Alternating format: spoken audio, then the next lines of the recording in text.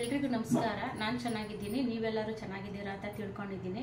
ಇವತ್ತು ನಾನು ಹಳ್ಳಿ ಸ್ಟೈಲಲ್ಲಿ ಚಿಕನ್ ಸಾಂಬಾರು ಮಾಡೋದು ಹೆಂಗೆ ಅಂತ ತೋರಿಸ್ತಿದ್ದೀನಿ, ನೋಡೋಣ ಬನ್ನಿ. ಹಳ್ಳಿನಲ್ಲಿ ಮಾಡೋ ಅಂಥ ಚಿಕನ್ ಸಾಂಬಾರು ಹೆಂಗೆ ಮಾಡೋದು ಅಂತ ತೋರಿಸ್ತೀನಿ ನೋಡಿ.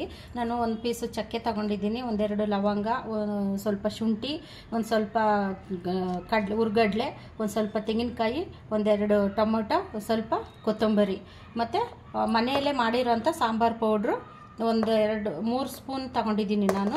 ಇದು ಒಂದೆರಡು ಗೆಡ್ಡೆ ಬೆಳ್ಳುಳ್ಳಿ ನೋಡಿ, ಬೆಳ್ಳುಳ್ಳಿ, ಒಂದೆರಡು ಗೆಡ್ಡೆ ಈರುಳ್ಳಿ. ಇದನ್ನು ಫಸ್ಟ್ಗೆ ರುಬ್ಕೋಬೇಕು. ಇದನ್ನು ನೋಡಿ ನಾನು ರುಬ್ಕೊಂಡು ತಗೊಂಬಂದಿದ್ದೀನಿ. ಇದನ್ನು ಒಂದು ಬೌಲಿಗೆ ಹಾಕೊಳ್ಳೋಣ. ಇದು ನೋಡಿ ನೋಡಿ ನೋಡಿ ರುಬ್ಬಿದ್ದು ನಾನು ಬೌಲಲ್ಲಿ ಹಾಕಿ ಇಟ್ಕೊಂಡಿದ್ದೀನಿ ನೋಡಿ. ಇವಾಗ ಇದೆಲ್ಲನೂ ನಾನು ಇದೇ ಜಾರ್ಗೆ ಹಾಕ್ಕೊತಾ ಇದ್ದೀನಿ ನೋಡಿ. ಚಕ್ಕೆನ ಪುಡಿ ಮಾಡ್ಕೊಳ್ಳಿ. ನಾನು ಪುಡಿ ಮಾಡ್ಕೊಂಡು ತಂದಿದ್ದೀನಿ. ನೀವು ಪುಡಿ ಮಾಡ್ಕೊಂಡು ರುಬ್ಕೊಳ್ಳಿ, ಇಲ್ಲಾಂದರೆ ಬ್ಲೇಡು ಇದು ಪ್ರಾಬ್ಲಮ್ ಆದರೆ ಕಷ್ಟ ಆಗುತ್ತೆ ನೋಡಿ. ನಾನು ಇದನ್ನು ಮಸಾಲೆ ಎಲ್ಲ ರುಬ್ಕೊಂಡು ತಂದಿದ್ದೀನಿ ನೋಡಿ. ಈ ಬೌಲಿಗೆ ನಾನು ಹಾಕ್ಕೋತಾ ಇದ್ದೀನಿ. ಈ ಬೌಲಿಗೆ ಹಾಕ್ಕೊಂಡು ನೋಡಿ, ಇದು ಸಾಂಬಾರು ಪೌಡ್ರ್ ಇರುತ್ತಲ್ಲ, ಇದನ್ನು ಇದರಲ್ಲಿ ಹಾಕಿ ಕಲಿಸ್ಕೋಬೇಕು ನೋಡಿ. ಈ ಥರ ಕಲಿಸ್ಕೊಬೇಕು. ಈ ಥರ ಚೆನ್ನಾಗಿ ನೈಸ್ ಆಗಂಗೆ ಈ ಥರ ಕಲಿಸ್ಕೊಳ್ಳಿ ನೋಡಿ. ನಾನು ಇವಾಗ ರುಬ್ಕೊಂಡಿದ್ದು ಮಸಾಲೆ ಎಲ್ಲನೂ ನಾನು ಇದರಲ್ಲಿ ಹಾಕೋತಾ ಇದ್ದೀನಿ ನೋಡಿ. ಇದನ್ನು ಕಲಸಿ ಇಟ್ಬಿಡ್ಬೇಕು.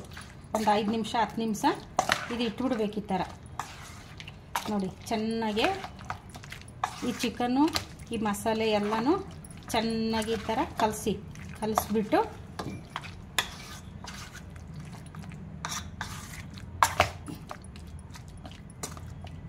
ಆಯಿತು. ಇಷ್ಟು ಕಲಿಸ್ಬಿಟ್ಟು ನೋಡಿ, ಈ ಥರ ಕಲಸಿದ್ದಾಯ್ತಲ್ಲ. ಈಗ ಇದನ್ನು ಈ ಥರ ಮುಚ್ಚಿಟ್ಬಿಡಿ, ಒಂದು 10 ನಿಮಿಷ ಮುಚ್ಚಿಟ್ಬಿಡಿ ನೋಡಿ. ನಾನು ಸ್ಟವ್ ಹಚ್ಚುತ್ತಾ ಇದ್ದೀನಿ. ಸ್ಟವ್ ಹಚ್ಚಿ ಕುಕ್ಕರ್ ಇಡೋಣ. ಕುಕ್ಕರು ಸ್ವಲ್ಪ ಬಿಸಿ ಆಗಲಿ ನೋಡಿ. ಕುಕ್ಕರ್ ಬಿಸಿ ಆಗೈತೆ. ನಾನು ಒಂದೆರಡು ಸ್ಪೂನು ಎಣ್ಣೆ ಹಾಕೋತಾ ಇದ್ದೀನಿ. ಎಣ್ಣೆ ಏನು ಜಾಸ್ತಿ ಹಾಕಬೇಡಿ, ಚಿಕನ್ನಲ್ಲೇ ಎಣ್ಣೆ ಅಂಶ ಇರುತ್ತೆ. ಬೆಳ್ಳುಳ್ಳಿ ಈರುಳ್ಳಿ ಎರಡು ರುಬ್ಬಿಟ್ಕೊಂಡಿದ್ದೀನಲ್ಲ, ಅದನ್ನು ಹಾಕ್ಕೋಬೇಕು ಒಗ್ಗರಣೆಗೆ ನೋಡಿ.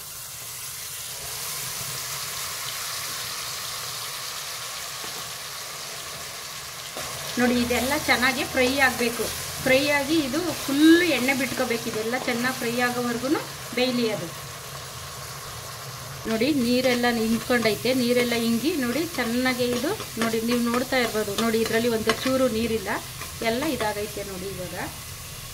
ಈಗ ಇದಕ್ಕೆ ನಾನು ಇದು ಕಲಸಿಟ್ಕೊಂಡಿದ್ನಲ್ಲ ಮಸಾಲೆ, ಚಿಕನ್ನು ಎಲ್ಲನೂ ಇವಾಗ ಇದಕ್ಕೆ ಹಾಕ್ತಾ ಇದ್ದೀನಿ ನೋಡಿ.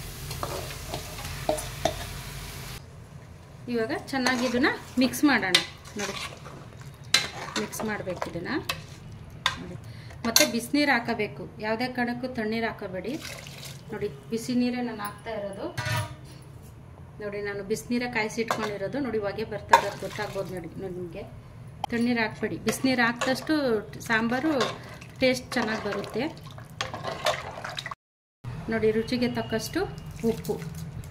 ನಮ್ಮನೆ ಯಾರು ಗಟ್ಟಿ ಇದ್ದರೆ ಸಾಂಬಾರು ತಿನ್ನೋದಿಲ್ಲ, ಹಂಗಾಗಿ ನಾನು ನೋಡಿ ತೆಳ್ಳಗೆ ಮಾಡ್ಕೊಂಡಿದ್ದೀನಿ. ನಿಮಗೆ ಗಟ್ಟಿ ಬೇಕಂದರೆ ಗಟ್ಟಿ ಮಾಡ್ಕೊಳ್ಳಿ, ತೆಳ್ಳಗೆ ಬೇಕಂದರೆ ತೆಳ್ಳಗೆ ಮಾಡ್ಕೊಳ್ಳಿ. ನಿಮಗೆ ಹೆಂಗೆ ಅನಿಸುತ್ತೆ ಆ ಥರ ನೀವು ಮಾಡ್ಕೊಳ್ಳಿ. ಕುಕ್ಕರು ಕ್ಲೋಸ್ ಮಾಡೋಣ. ಪಾರಂ ಕೋಳಿ, ಇದು ಪಾರಂ ಕೋಳಿ ತೊಗೊಂಡ್ರೆ ನಿಮಗೆ ಸಾಂಬಾರು ಚೆನ್ನಾಗಿ ಬರೋದು. ಬೈಲರ್ ಆದರೆ ಅಷ್ಟೊಂದು ಚೆನ್ನಾಗಿರಲ್ಲ, ಅದು ಫ್ರೈಗೆ ಮಾತ್ರ ಚೆನ್ನಾಗಿರೋದು. ನಾವು ಪಾರಮೇ ತರೋದು. ಇದು ತುಂಬ ಚೆನ್ನಾಗಿರುತ್ತೆ ಸಾಂಬಾರು. ಒಂದು 3 ವಿಸಿಲು ಕೂಗಿಸ್ಕೊಳ್ಳಿ, ಚೆನ್ನಾಗಿ ಬೆಂದಿರುತ್ತೆ. ಅವಾಗ 3 ವಿಸಿಲ್ ಆಯಿತು. ಇದು ಕುಕ್ಕರ್ ಇಳಿಸ್ಕೊಳ್ಳೋಣ. ಸ್ಟವ್ ಆಫ್ ಮಾಡಿದ್ದೀನಿ ನಾನು, ಕೆಳಗೆ ಇಳಿಸ್ಕೊಂಡಿದ್ದೀನಿ. ಕುಕ್ಕರ್ ಓಪನ್ ಮಾಡೋಣ ನೋಡಿ. ಸಾಂಬಾರು ರೆಡಿ ನೋಡಿ.